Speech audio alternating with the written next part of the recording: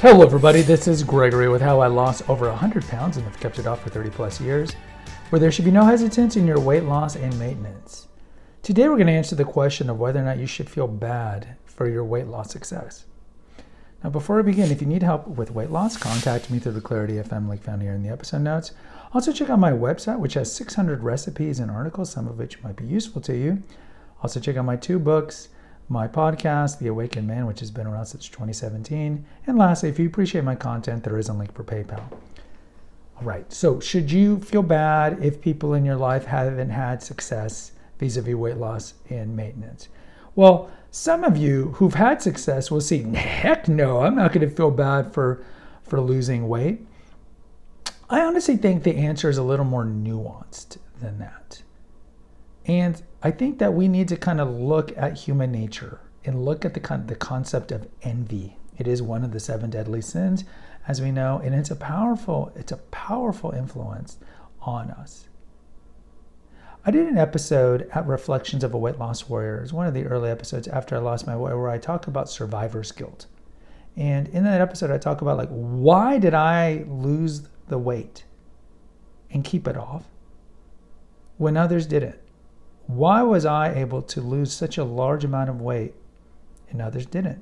It's kind of like with Hollywood. They always say, or anything where you're successful, there's a little mixture of talent and a lot of mixture of opportunity and some mixture of luck.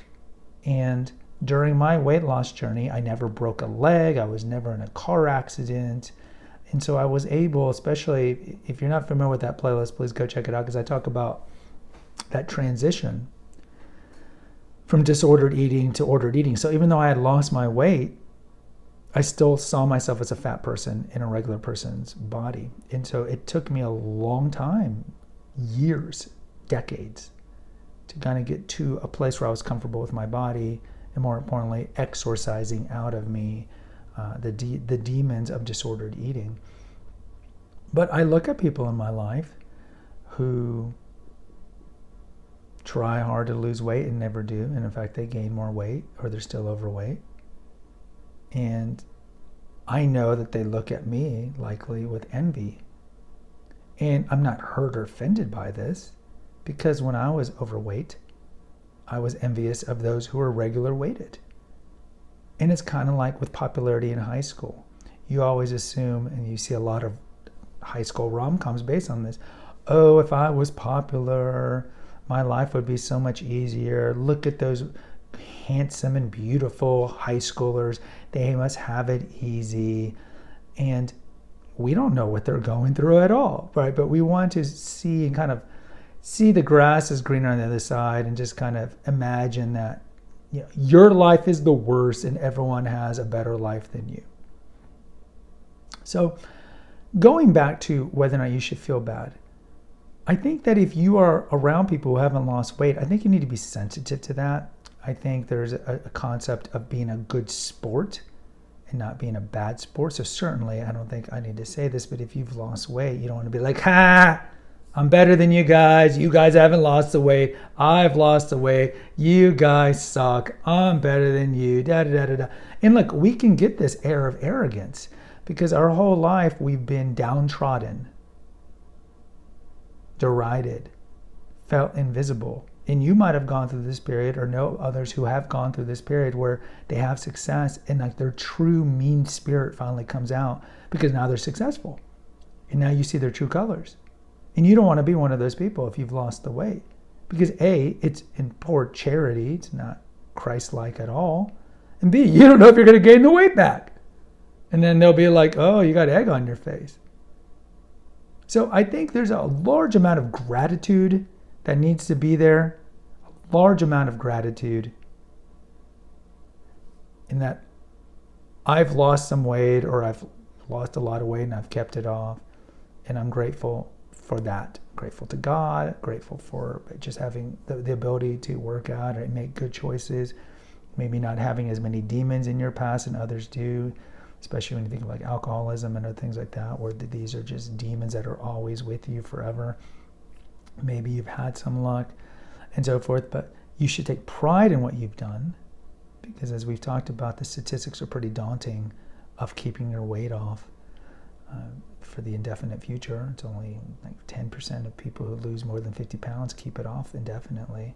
So you want to be in that category because many of you have just lost your weight, and some of you maybe don't know the statistic and think, oh, I'll keep it off forever. Well, look, you're in the minority if you do. You're in the minority group that I'm in.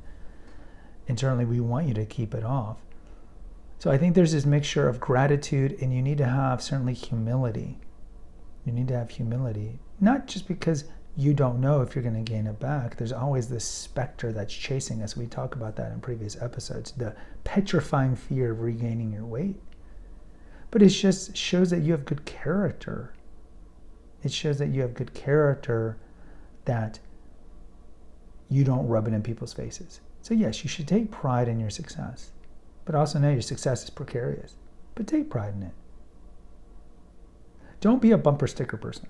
Bumper sticker people drive me crazy. When they have bumper stickers like my child goes to Harvard, or vanity plates, I have a PhD, or 26.2. Truly secure people don't need to tell everybody in the world of their success. If it comes up organically in a conversation, like, oh yeah, I ran a marathon last year, and it's truly organic and not a name drop, that's one thing. But if you're needing to telegraph to everybody some success that you have, deep down you're insecure because you don't need to tell anybody. You're confident in your accomplishment here. You feel good about your accomplishment here. You don't need to tell everybody about these things. And it's kind of the same thing here. So be balanced, have some equanimity, have some gratitude. Be proud of what you did. And if people say, oh, you only lost the weight because you were lucky, or you didn't have this chip on your shoulder, or you didn't have this childhood trauma, I mean, you can say, look, I do work hard and I make good choices, and I hope that everybody loses weight. You don't have to back talk to them, or it's like whose phallus is bigger kind of competition. I wouldn't recommend any of that. You should take pride in what you do, but also just have good character and realize that other people are struggling.